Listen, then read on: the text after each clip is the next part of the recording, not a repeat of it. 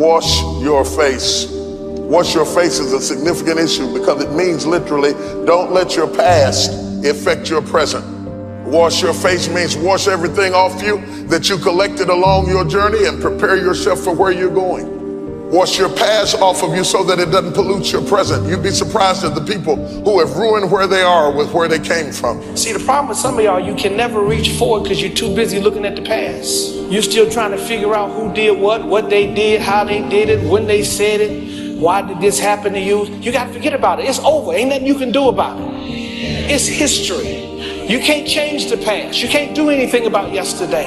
The only thing you can do something about is tomorrow, and you need to be spending the day doing something about what's going to make tomorrow different. You can sit across the table to interview them, and when you start interviewing them, they start talking about what they went through and what they went through on the last job. They just wasn't ready for me, and they just didn't understand my gifting and the person of my color. And after a while, you can see bitterness. And the whole problem is, regardless of whether they went through a bad experience or not, they've never washed their face. And you're not ready for what God is about to give you now because you're still polluted with what you went through then. You'd be surprised at the people who are married to 2 or 3 people, not legally, but mentally and emotionally. You're with Fred, but you're still angry about Jimmy.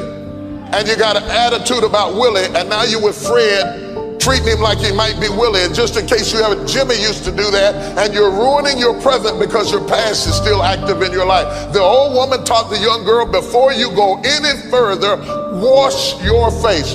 I shouldn't be able to look at you and see your past on your face. Wash it off you. You can't go forward until you wash the past off you. Forgetting those things which are behind. I don't care how long it takes, if it takes laying on the altar, if it takes 6 months, if it takes 6 years, you cannot go forward until you wash your face. You're not ready for Boaz until you wash your face. You got too much stuff on you from yesterday. You must wash your face. Somebody say reaching forward.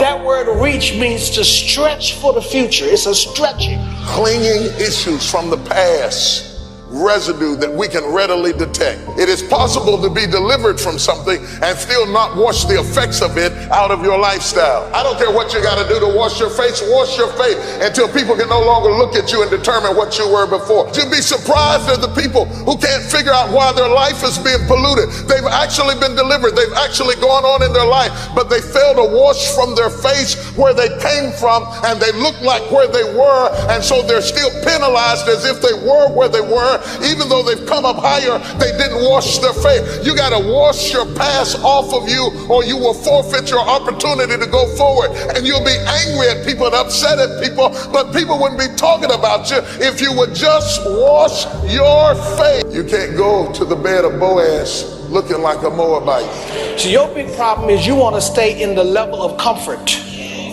And God's word is to tell you today, he's going to put you in situations and environment that you're not going to be comfortable. Somebody tell your neighbor, I might not be comfortable now, but I can get comfortable. I might not have been down this road before, but I can come down here enough times to where I know where the turns are and what to do and how to make it. But you got to look ahead. Somebody say, look ahead. Say it one more time, look ahead. Isn't it amazing how God's will and purpose will take you to places that if you're not prepared for, you will keep losing them and not know why? Because nobody has the nerve to look you in the eye and tell you face to face, you need to wash your face. Education doesn't fix this. You can go to the university and have more degrees than a thermometer and still talk like a hoot. You had the academics, you had the intellect, you had the ability, you had the school loan, you had the tenacity, you did everything. You got the degree. You're in the upper echelon. You're moving amongst certain people of influence and affluence, but you're not able to handle it because you never wash your face. You might as well be in the back of a trailer over in the project somewhere, spitting watermelon seeds over your grandmama's back porch, because for all of your training and education, you never did wash your face and prepare yourself for where you are now, and you're trying to change the whole system to fit you when you have to fit the situation. Everything's not going to change for you.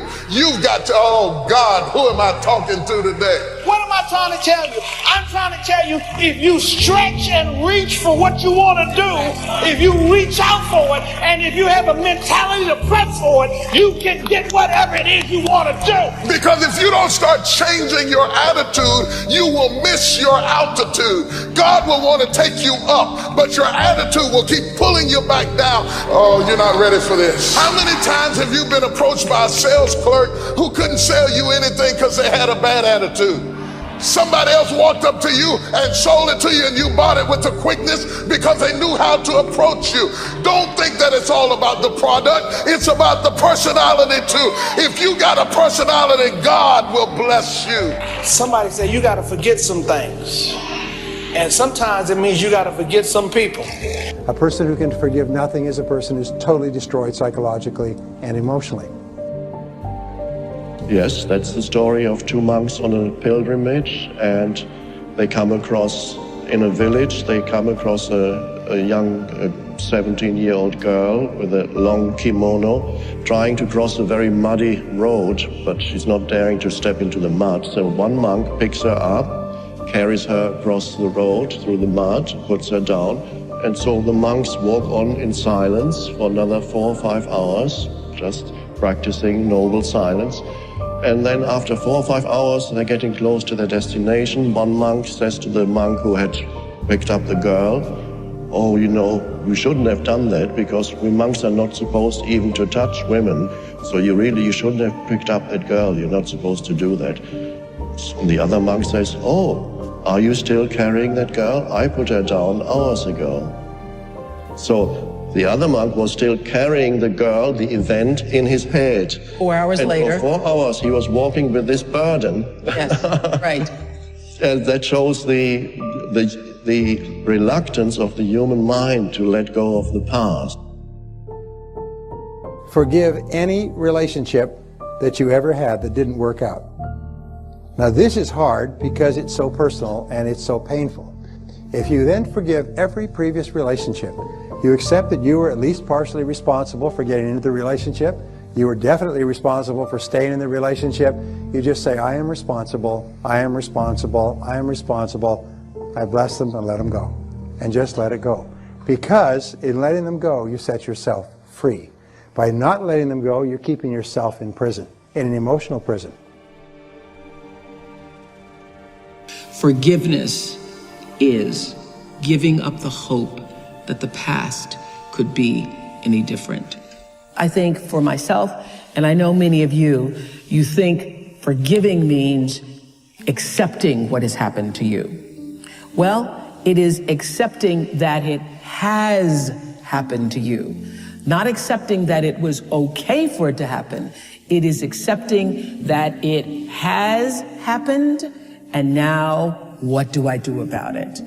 Forgiving is giving up the hope, not holding on, hoping, wishing that it could have been any other way than it actually was.